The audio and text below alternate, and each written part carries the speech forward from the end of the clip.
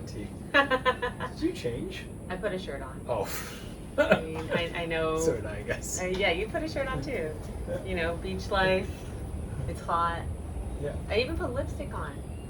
Bracelets? No, that was always on. Huh. You Should I know? keep up with you? I just wanted to like live my best auntie-hood with my lipstick and my shirt. I put this on my lips with it. You know, like I have lipstick. You could really put lipstick on. Okay, so interesting tension that we came up with today. It's like Big Brother. Go to the booth and confess. Go to the booth and confess. This is our reality. Mm-hmm. Okay, let's like bring everyone else into the fold here. Paleo, vegan-ish, Indian restaurant. Mm-hmm. Pop up. Mm-hmm. All those words, whatever order. Mm-hmm. To our rude surprise, Mm-hmm. rude is rude. We have conflicting definitions of paleo. Recognizing that a paleo vegan diet is particularly challenging, given that nuts and seeds are the primary source of protein. Mm-hmm. And that would be okay normally, except that nuts and seeds are actually the most expensive things ever here in Costa Rica. Like literally like $1 billion. A jar of peanut butter is $10. Yo, a jar of peanut butter is more than $10. The little one I have in the fridge is $10. Oh my god, I paid 10,000 colones for that like regular size peanut butter jar, Yeah. and that's 10,000 colones is essentially $20 Canadian. Yeah. So we're not millionaires, billionaires, gajillionaires yet. Colonialers in theirs. Colonial. Oh, does not roll off the tongue. Well, I just like colonial, like, you know, it's like, wow, let's like kind of like, let's not go there.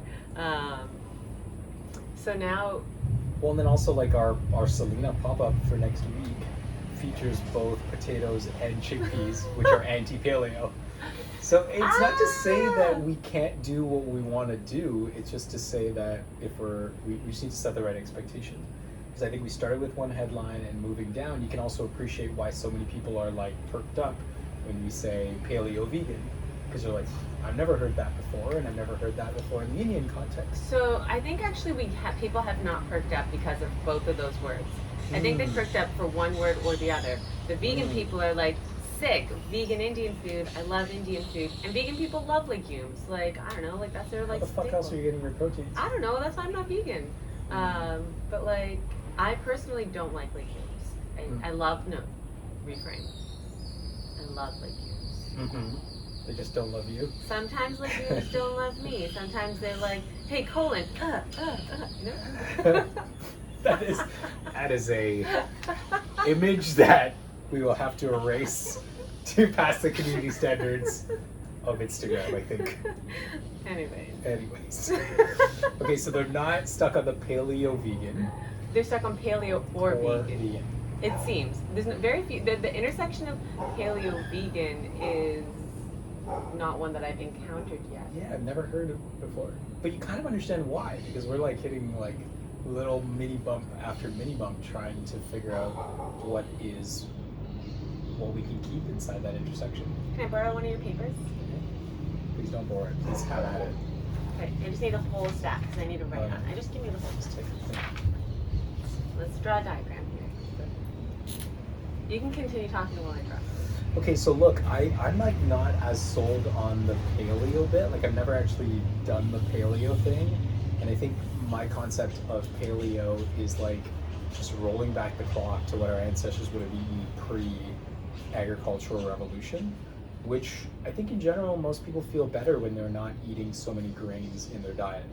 And so it does, to me, it's like less about being so strict about paleo and more about being thoughtful to not include too many simple carbs, right? Like processed sugars, grains, processed flours, that sort of thing. But like inside paleo, you're also not supposed to have like chickpeas and potato, and I actually don't see anything wrong with that because those are whole foods. So I'm curious about eating in a vegan-ish way, but less adamant about the paleo thing, and also I've never experienced it before. And shoot, I think this whole thing is meant to be an experiment, and so you don't know what you don't know, and I'm glad we're kind of just like ambling forward in the ways that we know, so that we can actually learn about this stuff for ourselves. I have the opposite opinion. Okay. Like so pouty about it. I'm like, that's not what I want to do.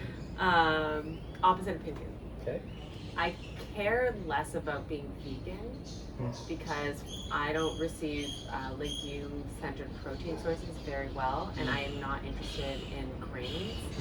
And vegan folks are either way about those things. I am interested in lowering my animal protein intake because I think that ethical sourcing of animal protein is really important. Sustainability, carbon footprint, like industry like standards are really scary. Like, I mean, if you haven't watched Seaspiracy, very solid doc that's just very unveiling of like it's not about the fish or about the seafood. It is, but it's really more broadly about the human capital that's used and how there's lack of transparency about the human capital that's being used, but also about the degradation of our environmental standards. Anyways, coming back here, because I think it's a really important movie. If you haven't watched it, or like other people haven't watched it, solid plug. So I'm more interested in being paleo because it aligns with my body. I'm interested in eating no grains or like low grains, no legumes, unless maybe they're sprouted, but even then, and like really being mindful about sugar because there's sugar in fucking everything, like literally everything. Like when I did the Whole30 protocol, like you essentially have to like cook every meal at home. What's Whole30? It's essentially eating whole foods, right? So it's like staying in the like outer layer of the grocery store, as they say, right? So eating foods that are maybe that are not so GMO. There's like known foods that are like extremely GMO, like corn, peas, peanuts. Those have generally like have inflammatory responses for people. So Whole30 is eating fruits, vegetables, seeds, proteins. It eliminates every form of sugar, including maple syrup and honey. It eliminates alcohol, any sort of preservative, which is basically anything that's in a box something. Eliminates grains, dairy, legumes, corn, soy, and peas. That's paleo. It's essentially paleo, except the difference is like it seems like it's essentially paleo. It's paleo. It's Except paleo in paleo you can have like natural sugars like maple syrup and honey, right? And then also from our contradicting sources on the internet, we've now experienced that maybe potatoes are also questionable. And during Whole30 you can also, quinoa is not able to eat quinoa. But in in paleo, from what I've understood paleo to be, you can have Whole30. You can have Whole30, is that what I said? You can have quinoa. But here's a diagram, little Venn diagram. Vegan, so vegan, paleo. And I think the overlap is essentially dairy. You can't have dairy in either. That's what both of those diets share. That's what both those diets share in common. Is these are the exceptions. Like that is what that's what you cannot do. Okay. So, and I know when we were initially talking about this, we talked about how cream and the oils were like tummy ache central. Taking out the cream, clearly, this is a clearly dairy-free center. Let me get you back here. The sign is put this up on your fridge, on the fridge. Yeah, Yes. Okay, so where are we trying to go with this? Are we trying to make a decision about like actually what the headline of this pop-up is? Because I think we started it beautifully naive about actually what was going to be available, what was going to be viable um, from a financial perspective, like what was going to be worth cooking. And I don't think like I'm not. None of this is chiseled anywhere, so we can decide whatever the fuck we want. Yeah, but like, hey, we just like declared our interests. Yeah. You're But like, I yo, I we want said to the be same vegan. thing. I think and we it's said like, the same yo, thing. I want to be paleo. I think we said the same thing because Really? I think what I'm trying to avoid is really just like over processed stuff. Like I'm trying not to eat too many grains in here. I'm trying not to add much sugar, and then I'd like to minimize the amount of animal protein. Right, and so vegan immediately to me goes in that direction, starts in that direction, and then you have to make specific. You have to like be more specific about like what kind of flours you're going to try to put in all this sort of stuff. I think we're ending up in roughly the same place. There's nothing I adamantly want that you saying you adamantly don't. So maybe we don't need to make it so hard on these like labels. Maybe all we mean is that we're gonna cook healthy Indian food. We're gonna make better substitutions based on availability. And there are certain things, and we just need to decide what specifically we're going to exclude, like dairy. Yeah, I think dairy is like, we all agree that dairy's off the table. Yeah. And I think, to be honest, it sounds like we both agree that grains are off the table. Yeah.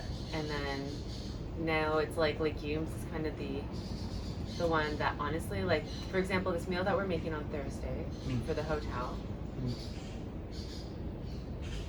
that would be a cheat meal for me. Like, I would never eat that meal more than once in a week, and I would never, I don't know if I'd want to repeat that meal because I'm like, first of all, it's chana masala, which is chickpeas.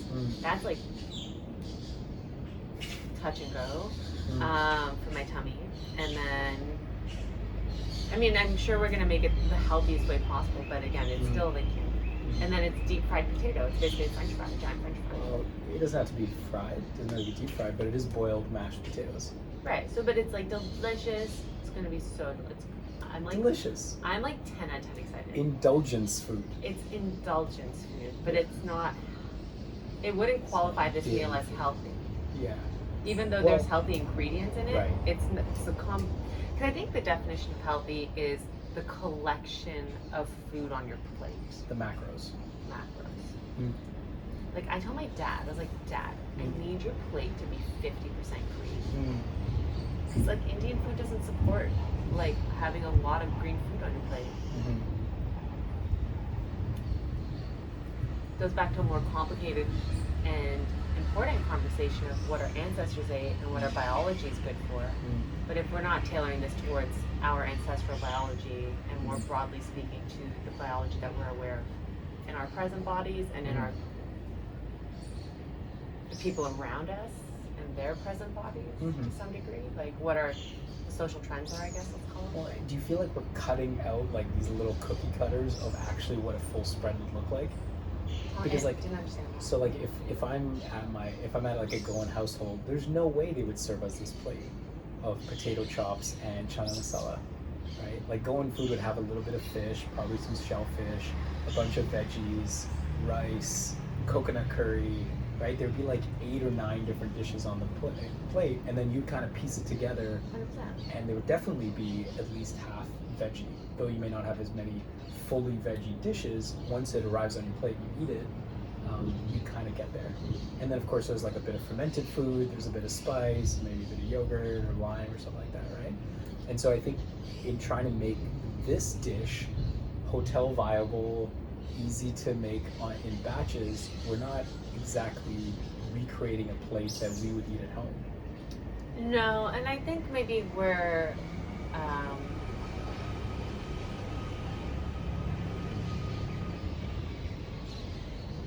how would I say this? Like,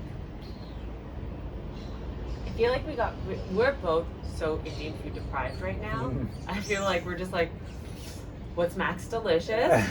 give it to me, baby. Like kind of like, just like really like we're really there right now. Like we're just like maybe this is knowing who we're catering towards. Maybe we're not catering towards a vegan supper club anymore. Maybe we're not catering towards this hotel that has like super restrictions. And it's like choosing our audience based on the food that we want to create, that makes our bodies feel good, because this is for us. We're cooking for us to eat. Yep. Basically. Yeah, and I also wonder, like, between our two knowledge bases together, whether we are going to get the best possible solutions, right? This may be where we call on chefs and like others that have had to like cook in this way, like our parents and our grandparents and other aunties, because I think that there's more food knowledge than just the two of us, but we're just trying to do our best with what we know. Hundo. Right? Hundo. And so it's almost like this is the time to phone a friend and be like, okay, we've hit an impasse. It feels like there's a very narrow field here where we can make some of these things and make them tasty and make them economical to make. But like, what are the answers? You know, and somebody I think has like come up with the answer. The beauty of it is, if we're able to solve paleo, vegan, Indian food, like that feels like it would stand out anywhere we went, right? Like that's a concept that actually I think most people would kind of stop at.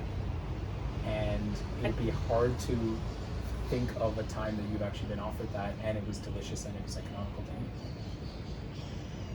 I would start from vegan and then kind of flex, like, you know, I ate chicken the other night, right? Like, it's I do the opposite. I start from paleo and then I flex and then I go vegan. So I think like that's maybe what we're saying is like, let's give ourselves a space to introduce like animal protein where we need to. Yeah. But I think then it's for us to reframe at the top of our brand what it is that people should expect. I was vegetarian for 20 years. And like,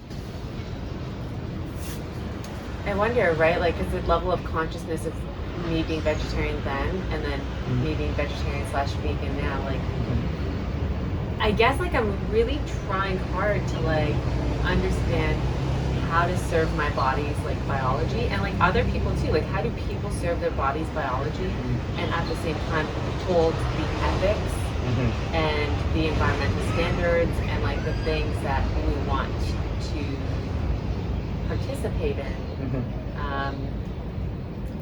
So like, I know we're talking specifically about this pop-up right now, but I'm like really indulging in like what my DNA wants. If that makes any sense. Yeah, just tuning into what feels good.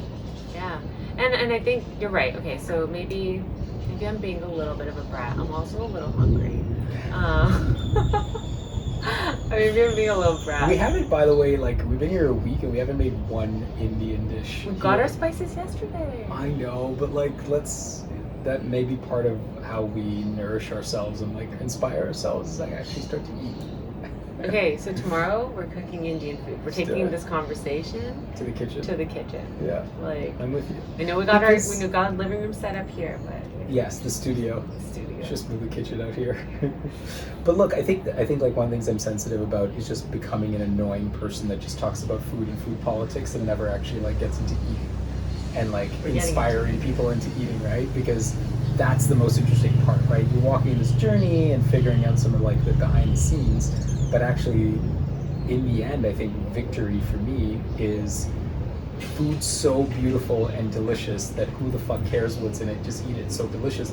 Oh, and by the way, it's excellent for you, it's ethical, it's making use of local ingredients, it's connecting to this other ancestral tradition, you know, and it's like tied to these other flavors and spices that are just generally good for you that you're not experiencing here in the ways that you are, right? Versus getting caught up in all the sort of the syntax of getting there. I know that we have to do the hard work to get there. I like it. I like it. I like what you're saying. But I just hope we don't get stuck here. No, I enjoy having these conversations because I think they're cathartic and engaging and distilling, right? Because then it's like, oh, like you're catching yourself in assumptions of what, or like, you know, shit. I'm just gonna stop talking. I don't know what I'm well, look, saying. I think you're like one of these few people that I want to talk about this stuff with, because if I get into a circle of people and each person tells me about their specific dietary concerns, I'm like unsubscribing. Like I start to like Right. realize I'm holding an empty glass, and I start wandering out into the woods, right? Because Fair. there are some people that this is all they think about, and therefore this is all they communicate about, and this is taking nothing away from people that need to manage their diet very closely. But like there are also these other interesting things to talk about, and sometimes people forget that that's true, and they make the primary Facts. concern of their diet everyone's concern. Facts. You know, like I don't want to be known as Marlon the ketotarian. You know, I mean, Marlon is this other guy. Like, he does all this other fucking stuff. You know, Facts. more interesting in my view, but Okay. So like, let's go back and like, as you said, let's go to the top line here.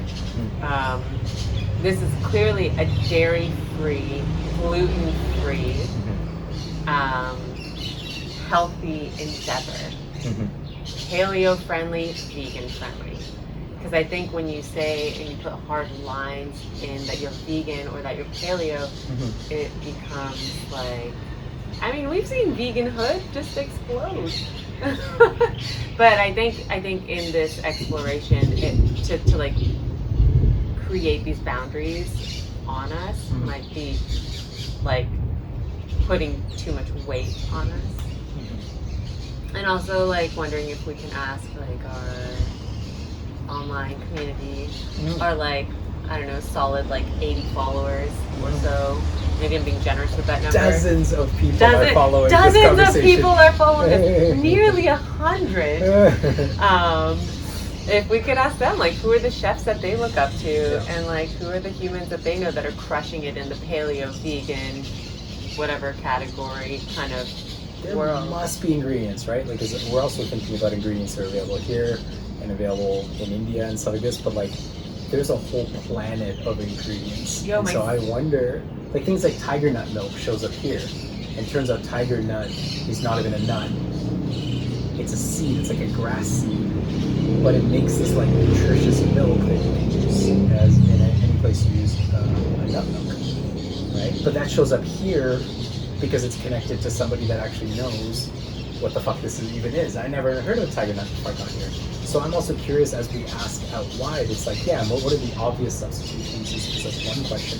But also like, what are the other plants that we're not even thinking about that have the characteristics that we want in our dishes that we need to think about and source to create a substitution that doesn't feel like you're giving up on flavor, texture, and feeling satisfied, right? And I think one of the things that's jumping out for me is like a lot of these things immediately seems to trim out for protein, right? And this is one of these things that I think a lot of vegans struggle with. Like, what is a good protein source when legumes are tough on the guts, right? Then are you going back to like synthetic protein powders, creating an exception just so you can feel complete? Is that a good trade-off? Facts. And I know also sprouting legumes creates a whole other experience. And I know that world is potent and like full of nutritious value. It just changes the grain and the taste so substantially. So I think we need to take that to our test kitchen if we have the space for it. But also like sprouting things in cold or hot temperatures, kind of weird too. I guess we'd have to keep it in the fridge. Maybe It changes the nutrition of it. It makes it way more nutritious, I think. Makes it way more digestible and nutrient accessible. Maybe that's part of the answer. Is like take some of these legumes and just do a sprouted substitution. Are all these birds chirping in confirmation to what we're saying right Yeah, now? Because they're going nuts. Well, it is starting to like thunder over there, so they are acknowledging that they need to get like indoors soon. They're going nuts. Okay, so I think we call it a wrap there. Like, so just freezing it at dairy-free, gluten-free, healthy Indian food. I'm not certain what paleo and vegan friendly means, because some of these things seem like they're binary, like either it's paleo or it's vegan or it's not. So does it make sense to even like throw those words in there if we're not gonna honor what they mean? no, I think we can, because like people say that all the time. Actually, it's not even gluten-free, it's grain-free. We're not going to use any grains.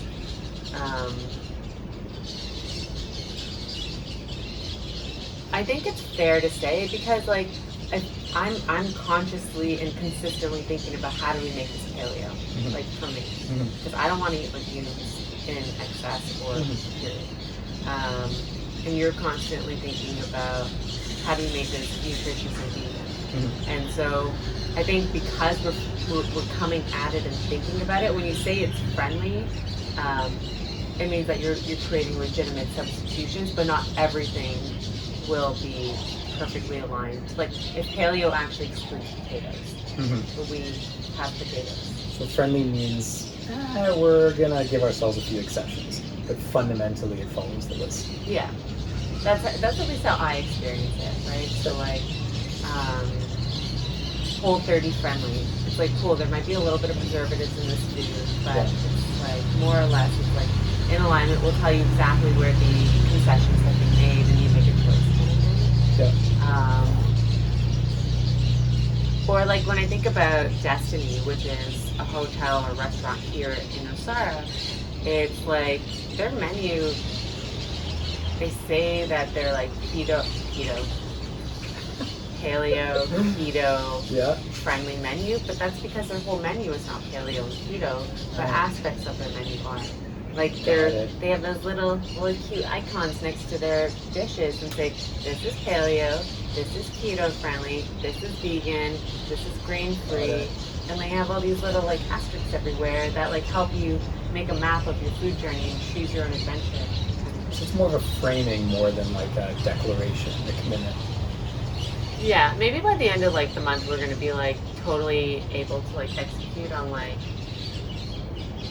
paleo vegan food, Indian food. Maybe right now it just feels really hard and constraining. Yeah. All right, so our non-negotiables are the dairy, the grain, and then we're gonna make it as healthy as possible, and of course it's Indian. I think also sugar, or like I don't want sugar in any of the foods. That is hard to do with brown chutney. The most tart tamarind sauce you've ever had. Well, maybe we could use some other kind of supplement instead of sugar. We use like maple syrup. Honey. Honey's the vegan thing, though. Vegans maybe like. Maybe I don't want to associate with vegans. They sound like difficult people. They are difficult people! Or maybe they're not. I'm just kidding. My sister's vegan. Just kidding, all the vegans out there, we love you. Love you. I did go to a dinner yesterday, and they're like, vegan menu, tapas, desserts, and it was fucking beautiful food.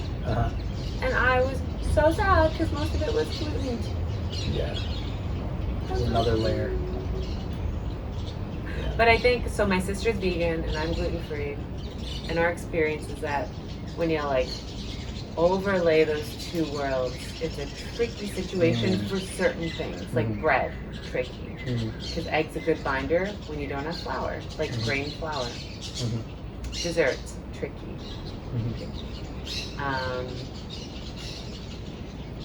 Let's go back to eating whole fruits and whole foods and... Let's just forage. Yep, I think that's the answer. Don't make everything so complicated. Stop trying to make batters of things and don't bake things. Just like everything is on a cutting board. Half of it is fresh and consumed directly with some dressing. The other half is like into a wok and mixed up with some spices. You know? I'm here for it. Then it's like all we're doing is, well, not all we're doing, but like what we're really doing is taking some of the spice profiles, the dishes we know, and adapting it into those preparations. They don't even look the same, but it's got like the homage to chana masala, for example, but it has no chana in it. Yo. Right? But it's like we use some of the fruit and vegetable we can find here to make something that is satisfying, has those flavors, and honors some of these restrictions around like the use of other things. I think it's gonna be like this. It's gonna be like narrowing slowly. We're starting broad with chana masala and like potato chops, and then honing in onto like whatever the fuck it is. Well, this is why we're committing to like making 10 big meals, because it pulls it out of us, right? It gives us a test bed to actually like try something different and get some feedback from people and force ourselves to ask questions and try it out, right? This is like the most aggressive food experiment as we like low-key cook for 30 people like 4 or 5 times a week. Let's do it. Let's do it. All right, Auntie.